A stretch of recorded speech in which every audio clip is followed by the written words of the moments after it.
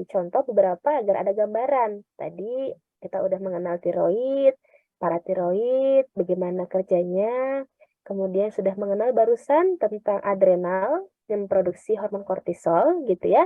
Sekarang coba beralih lagi ke pankreas deh. Insulin, glukagon tadi sudah saya mention juga di awal ya bahwa insulin dan glukagon sama-sama dibuat oleh sel endokrin pankreas. Yang mana nih hormon insulin dihasilkan ketika kadar gula darah tinggi sehingga menghasilkan penurunan kadar gula darah. Gitu ya. Kemudian hormon glukagon kebalikannya dihasilkan ketika kadar gula darah itu rendah gitu ya. Dan nanti bisa meningkatkan kadar gula darah. Sebenarnya sih bukan meningkatkan, tapi lebih mengembalikan gitu ya kadar gula darah ke normalnya gitu ya. Jadi maksudnya di sini bukan meningkatkan jadi di atas normal, tapi ke normalnya gitu ya. Karena tujuan utama dari adanya regulasi hormon adalah proses homeostasis. Oke ya, saya lanjutkan cepat aja. Nah, langsung di sini ada beberapa pemanfaatan gitu sistem endokrin di dunia farmasi gitu ya. Setelah kita belajar tentang ternyata sistem endokrin atau sistem hormon itu banyak sekali ya meregulasi berbagai fungsi metabolisme di dalam tubuh kita, maka sebagai seorang farmasis kira-kira kita udah bisa meramalkan gitu, membayangkan apa sebenarnya manfaatnya saya belajar tentang sistem endokrin. Nah, jadi kalau bisa saya di sini sebutkan gitu ya, kadar hormon itu yang pertama di sini kadar hormon itu dapat dideteksi ya dari urin atau serum sehingga hal ini bisa membantu dalam penegakan diagnosa gangguan-gangguan endokrin, penyakit-penyakit endokrin. Nah, jadi itu bisa dideteksi apakah rendah atau tinggi, nanti bisa mengarah pada penegakan diagnosa. Sehingga kita sudah tahu nih dasarnya seperti apa, normalnya seperti apa, kerjanya ketika ada gangguan. Nah, maka akan terganggu nih beberapa metabolisme di dalam tubuh kita kalau ada gangguan hormon gitu. Kemudian yang kedua nih, bisa membantu kita memahami mekanisme terjadinya penyakit yang tentunya dipengaruhi oleh hormon, gitu ya.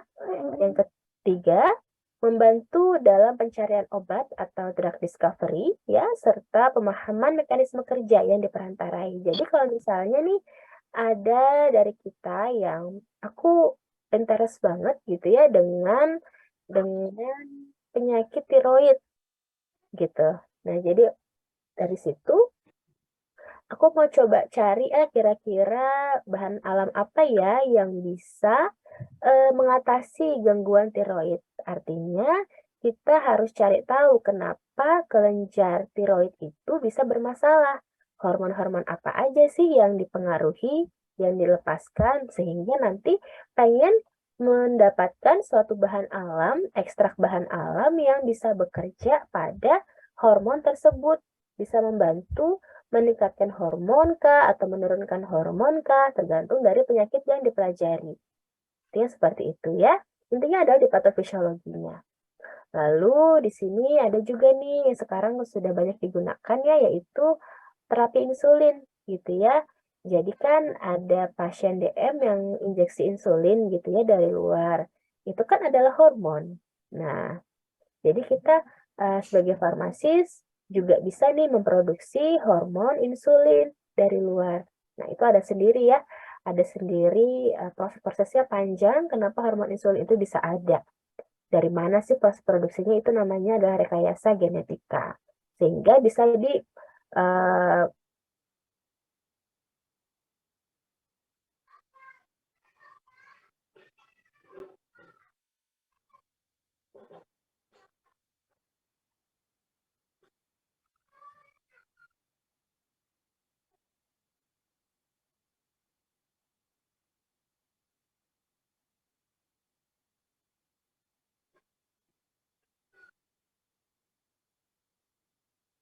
kira-kira bisa nggak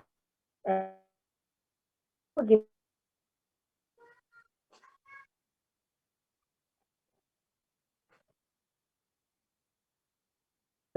gangguan hormonal? Kira-kira bisa nggak?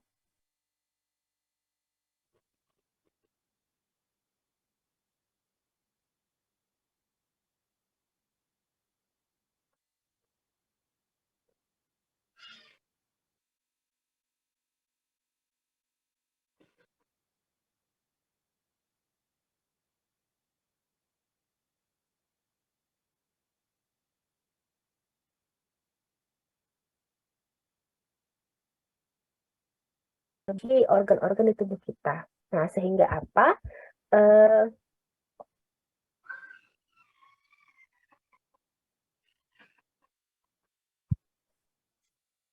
Sehingga apa namanya, kita bisa menjaga tubuh kita agar tidak terjadi regulasi hormon.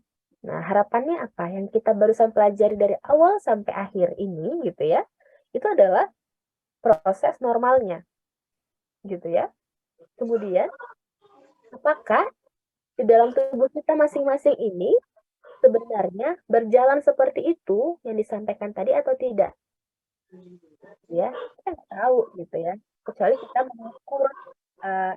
mengukur kadar hormon kita di dalam darah secara sukarela. Tapi kan rasanya kalau kita nggak ada keluhan, rasanya males ya ukur-ukur darah seperti itu, ukur hormon gitu ya, ngapain. Nah, jadi yang paling bisa kita usahakan itu adalah menjaga agar fungsi hormon-hormon kita itu tetap baik, gitu ya. Nah, caranya apa? Sebenarnya klasik gitu ya. Pasti kalian sendiri nggak jauh-jauh dari menjaga makanan, mengelola stres gitu ya. Kita usahakan tubuh kita, badan kita, jiwa, raga gitu ya, itu selalu happy. Meskipun ada kalanya kita ada sedihnya, stres, tapi itu harus bisa dikelola dengan baik. Agar apa? Agar regulasi hormon kita berjalan dengan baik. Nah, sehingga jangan sampai nauzubillahi min dzalik gitu ya, kita ada gangguan-gangguan hormonal. Nah, jadi seperti itu. Sebenarnya itu klasik banget, nggak jauh-jauh dari jaga makan, olahraga yang baik gitu ya, mengelola stres gitu ya, healing yang cukup, itu penting untuk pencegahan penyakit yang berkaitan dengan hormonal. Dan segala sesuatu penyakit saya rasa nggak jauh-jauh kita bisa melakukan pencegahan utama dengan cara lifestyle kita yang baik. Atur pola makan hidup yang sehat gitu ya. Itu maksud saya, jadi pencegahan penyakit berkaitan dengan sistem endokrin kita harusnya bisa pahami karena kita sudah tahu bahwa maknanya si hormon ini tinggi banget, bagus banget gitu ya, besar banget. Jadi jangan sampai hormon kita, kelenjar-kelenjar kita, endokrin yang ada di dalam tubuh kita tidak bisa bekerja dengan baik karena istilahnya apa, kita zolim ya pada diri kita sendiri gitu ya. Karena kalau kita makan makanan yang bisa dibilang tidak sehat itu kan kita zolim ya tubuh kita. Nah, jadi nanti khawatirnya bisa menyebabkan kelenjar endokrin kita tidak bisa bekerja dengan baik. Itu yang disebut dengan disregulasi hormon gitu ya. Oke, sekarang lanjut. Nah, ini kayaknya nggak sempat ya saya jelaskan. Saya juga sebenarnya ada yang ingin saya tampilkan. Ini video, tetapi udah 4 menit lagi ya. Saya lanjutkan aja. Nah, saya langsung ke kesimpulan ya kayaknya. Jadi setelah kita belajar hari ini gitu ya, bahwa yang pertama kita dapat poin bahwa sistem endokrin itu sebenarnya sama dengan sistem hormon gitu ya. Sistem endokrin sama dengan sistem hormonal. Kemudian sistem endokrin ini meliputi 3 aspek ya. Meliputi 3 aspek. Yang pertama itu adalah kelenjar ya, kelenjar endokrin itu sendiri. Kemudian hormon, ini adalah hormon, maksudnya hormon yang dihasilkan kah, yang dilepaskan gitu ya. Dan juga harus ada apa? Harus ada reseptor, karena hormon aja dihasilkan, kalau nggak ada reseptor, dia nggak bisa bekerja, nggak bisa menimbulkan aksi biokimia, intinya seperti itu. Ya, jadi yang pertama harus ada kelenjar, hormon, dan juga reseptornya. Kenapa disebut sistem sih? Ya karena memang melibatkan beberapa aspek gitu. Harus ada kelenjar, ada hormon, dan reseptor aja. Kan sistem itu ada beberapa kumpulan gitu ya. Gitu. Oke. Kemudian yang ketiga adalah hormon ya. Perlu diingat hormon itu dihasilkan oleh kelenjar endokrin. Gitu ya. Jadi hormon dihasilkan oleh kelenjar endokrin. Kelenjar endokrin apa aja sih? Tadi udah tahu ada hipotalamus, pituitari, kelenjar tiroid, paratiroid, dan lain-lain. Ya, itu kelenjar endokrin. Nanti ada tabel yang tadi bisa dibaca-baca lagi ya. Kemudian perlu diingat juga bahwa satu kelenjar endokrin itu ternyata dapat menghasilkan beberapa hormon, ya. Jadi satu kelenjar endokrin, hipotalamus tadi kita tahu bahwa ada beberapa hormon yang dihasilkannya, tergantung dari stimulusnya apa, ya. Kemudian ini jenis kelenjar endokrin saya rasa sudah mengenal ya. Lanjut lagi, hormon ini memiliki fungsi spesifik. Nah, utamanya ya tidak jauh-jauh hormon ini bertanggung jawab dalam homeostasis fisiologis tubuh kita. Lalu berdasarkan struktur kimianya bahwa hormon tadi dibedakan menjadi 3 jenis, yaitu steroid, peptida, dan asam amino. Ya, tadi kalau steroid sifatnya hidrofobic ya. Kemudian kalau peptida dan asam amino sifatnya lipofilik, sifatnya hidrofilik ya. Steroid tadi kerjanya lebih kepada ya. Kalau steroid sifatnya kepada mekanisme kerjanya, masih ingat apa? Mekanisme kerjanya reseptor intraseluler, kalau peptida dan asam amino kerjanya ke reseptor di permukaan sel ya, sel surface reseptor tadi. Kemudian rangkaian produksi hormon yang mempengaruhi respon fisiologis itu antara lain utamanya adalah pada hipotalamus, kemudian stimulasi kelenjar pituitari ya, dan ujung-ujungnya adalah kelenjar endokrin. Ini maksudnya adalah kelenjar target ya, tergantung dari stimulasinya.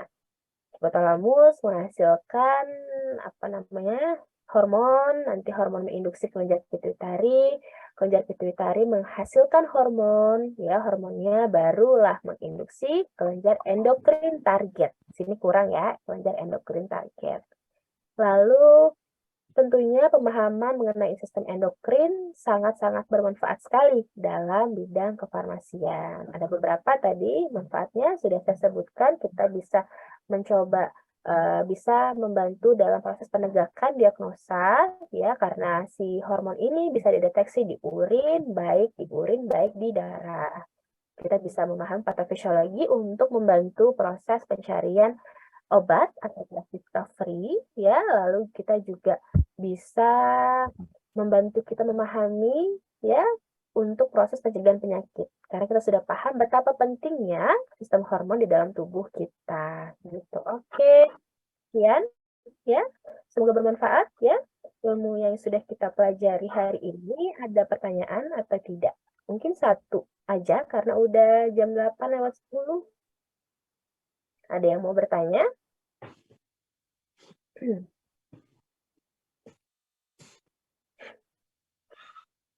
Kalau tidak ada, ya nanti insya Allah akan saya bagikan slide-nya.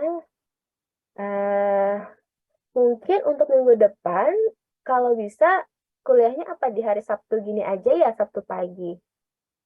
Nggak apa-apa?